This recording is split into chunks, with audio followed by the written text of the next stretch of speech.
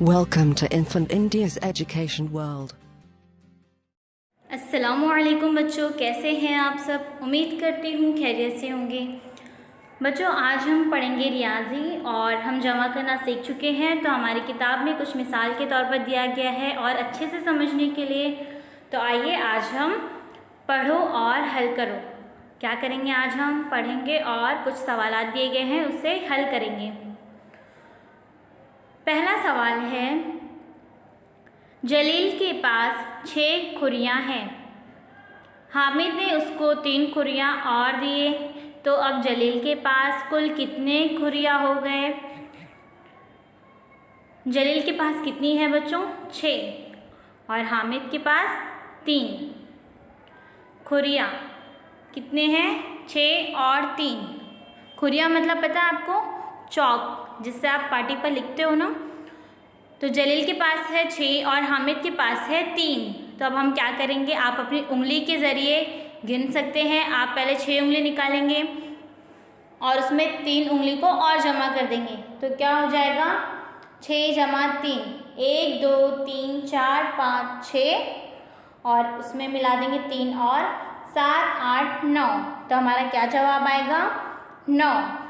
दूसरा सवाल है, समीर के पास 4 बादाम और नेहा के पास 4 बादाम है। तो दोनों के बादाम मिलाकर कुल कितने बादाम हो गए। समीर के बादाम कितने हैं? 4 और नेहा के 4। 4 4 कितने हो गए बच्चों? 1 2 3 4 5 6 7 8। कुल कितने बादाम हुए? 8। तो आप ये अपनी वर्कबुक में लिखेंगे।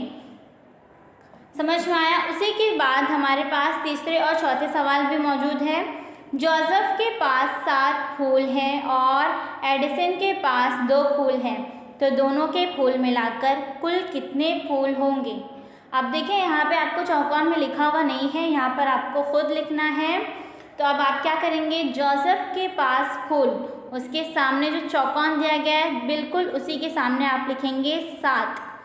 उसके बाद नीचे है एडिसन के पास फूल, तो उसके सामने जस्ट क्या लिखेंगे आप? 2।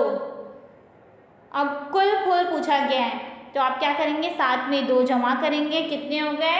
1 2 3 4 5 6 7, उसमें 2 मिला दिए 9। कितने फूल हो गए? कुल फूल कितने हैं? 9। तो ये आप अपनी वर्कबुक में मुकम्मल करेंगे।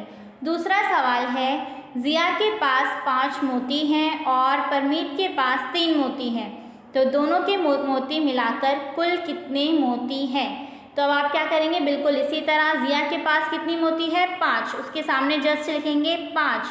और परमीत के पास मोती कितने हैं? 3, तो उसके जस्ट सामने क्या लिखेंगे? 3 और जमा की निशानी बनाएंगे। नीचे क्या लिखेंगे? कुल मोती कितनी हो गई? 5 जमा 3 8। तो अब आप क्या करेंगे, अपनी वर्कबुक में इसे मुकम्मल करेंगे। बहुत आसान है ये, मैं आपको बता भी चुकी हूँ, तो लिखने में आसानी होगी। उसके बाद है, दरमियानी दायरे में दिए हुए अदद के बराबर जवाब वाली फूल की पत्तियों में रंग भरो। अब बच्चों, यहाँ पे आपको थोड़ी तफरीक के लिए आपके लिए बहुत अच्छा सवाल दिया गया है। अब यहाँ पर क्या किया गया है कि बीच में फूल के जो दायरा है उसमें एक अदद लिखा हुआ है और जो फूल की पंखड़ी बनी है, पत्ती बनी है, उसमें कुछ अदद दिए गए हैं। तो जिस तरह हम पढ़े थे 2 जमा 2 बराबर 4, तो अब हमें यहाँ पर उस दायरे को रंग करना है जिसमें जमा बराबर 8 आए। तो अब देखो, पहला जो है 6 जमा 2 क्या होता है? 6 जमा 2 8, तो उसको रंग किया गया है। बिल्कुल उसी तरह अब हम दूसरा देखेंगे, 3 जमा 4 7 होते हैं, तो इसको रंग नहीं करेंगे। उसके बाद है 4 जमा 4 कितने होते हैं? 8, तो हम क्या करेंगे, इसमें रंग भरेंगे।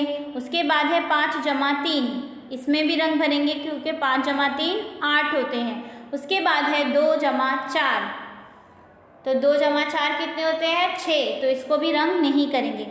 तो आप इसी तरह क्या करेंगे, जिसमें बराबर के बाद 8 जवाब आएगा उसमें रंग करेंगे। समझ में आया बच्चों? बहुत आसान है ये। अब उसके सामने देखेंगे 9, तो आप पहले क्या करेंगे, 9 में जो दायरा है, दायरे में जिस दायरे में 9 लिखा है उस दायरे को रंग करेंगे और देखेंगे कि कौन सा जवाब है जिसमें जमा करने के बाद 9 आएगा, तो हम उसकी पत्ती को भी रंग करेंगे। तो पहले है 5 जमा 4, 5 जमा 4 कितने होते हैं? 9। तो क्या करेंगे हम? इस पत्ती को रंग करेंगे। उसके बाद है 4 जमा 3, 4 जमा 3 होते हैं 7, तो हम इसको रंग नहीं करेंगे।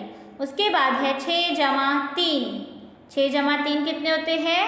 9, तो क्या करेंगे? इस पत्ती को भी रंग करेंगे। उसके बाद है 5 जमा 2, 5 जमा 2 कितने होते हैं? 7, तो इसको रंग नहीं करेंगे। उसके बाद है 7 जमा 2, 7 जमा 2 कितने होते हैं बच्चों? 9 होते हैं। तो अब क्या करेंगे हम? इस पत्ती में भी रंग करेंगे। तो कुल कितनी पत्ती पे रंग करेंगे? 5 जमा 4 9, 7 जमा 2 9, 6 जमा 3 9, कुल ये इसमें 3 पत्ती पर रंग करेंगे और 2 पत्ती को छोड़ देंगे।